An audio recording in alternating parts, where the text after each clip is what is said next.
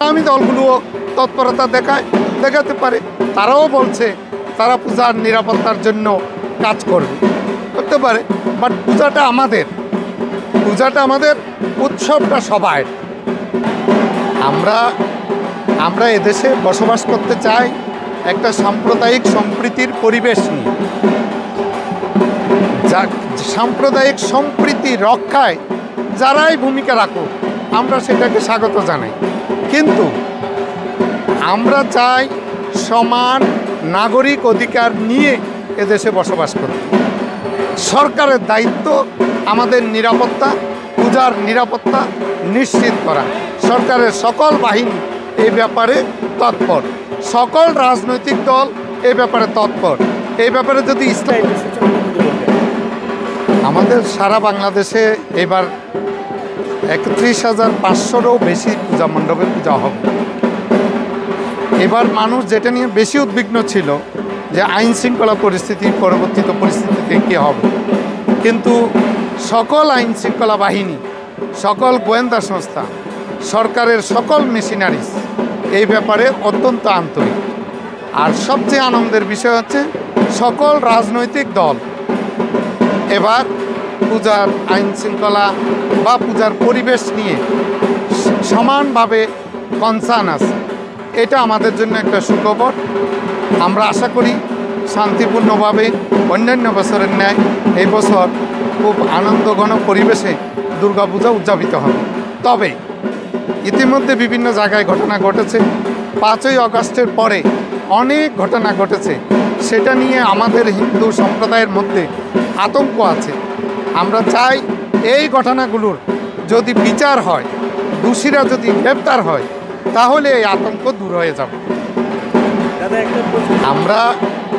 আমরা এদেশে বসবাস করতে চাই একটা সাম্প্রদায়িক সম্প্রীতির পরিবেশ নিয়ে। সাম্প্রদায়িক সম্প্রীতি রক্ষায় যারাই ভূমিকা রাখুক আমরা সেটাকে স্বাগত জানাই, কিন্তু আমরা চাই সমান নাগরিক অধিকার নিয়ে এদেশে বসবাস করতে। সরকারের দায়িত্ব আমাদের নিরাপত্তা, পূজার নিরাপত্তা নিশ্চিত করা। সরকারের সকল বাহিনী এই ব্যাপারে তৎপর, সকল রাজনৈতিক দল এই ব্যাপারে তৎপর। এই ব্যাপারে যদি ইসলামী দলগুলোও তৎপরতা দেখাতে পারে, তারাও বলছে তারা পূজার নিরাপত্তার জন্য কাজ করতে পারে। বাট পূজাটা আমাদের, উৎসবটা সবাই। এটাই বাংলাদেশের সংস্কৃতি, এটাই এদেশের জনগণের সংস্কৃতি, এটাই দীর্ঘদিনের লালিত সংস্কৃতি। আমরা হিন্দু, মুসলিম, বৌদ্ধ, খ্রিস্টান সবাই মিলে উৎসব করি। পূজাটা আমরা সনাতনী সম্প্রদায়। ষষ্ঠী হচ্ছে 9 তারিখে শুরু। ষষ্ঠী, সপ্তমী, অষ্টমী, নবমী, দশমী।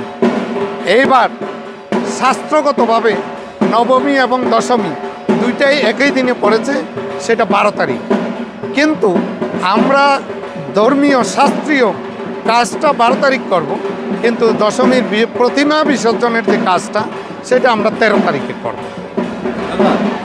সরকার থেকে পূজা উদযাপনের জন্য যে বরাদ্দ দেওয়া হয় সেটা নিয়ে অনেক সনাতন ধর্মাবলম্বী অসন্তোষ প্রকাশ করেন। এটা আপনাদের কাছে কি মনে হয়, এটা কি অপ্রতুল? আমরা অপ্রতুলের বিষয় না। বিষয়টা হচ্ছে যেটা নিয়ে অসন্তুষ্টি আছে সেটা হচ্ছে ত্রাণ মন্ত্রণালয় থেকে যে গম চাল বরাদ্দ দেওয়া হয় সেটাকে বলা হয় ক্ষয়রাতি সাহায্য। এটা নিয়ে আমাদের সম্প্রদায়ের আপত্তি আছে, এটা সকলেরই আপত্তি আছে। আমরাও বারবার দুর্যোগ মন্ত্রণালয়কে রিকোয়েস্ট করেছি এটা পাল্টিয়ে দিতে, এই শব্দটা না রাখার জন্য। দেখা যাক সরকার কী করে। আর এবার আপনারা কীভাবে আয়োজনটা করছেন? আয়োজনে এবার কোনো বাড়তি মাত্রা যোগ করছেন কিনা? এবারও আমাদের প্রত্যেকবার আয়োজনে আমাদের বার্তা থাকে যে সাম্প্রদায়িক সম্প্রীতি। আমাদের বার্তা থাকে এদেশ আমার, আমরা এখানে জন্মগ্রহণ করেছি, এদেশেই বসবাস করতে চাই। এবার পরিবর্তিত পরিস্থিতিতে আমাদের 8 দফা দাবির বাস্তবায়ন চাই।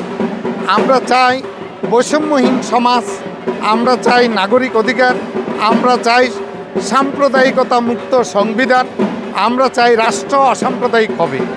আমরা চাই সম্পূর্ণ নাগরিক অধিকার নিয়ে এদেশে বসবাস করি। এটাই এবারের মেসেজ।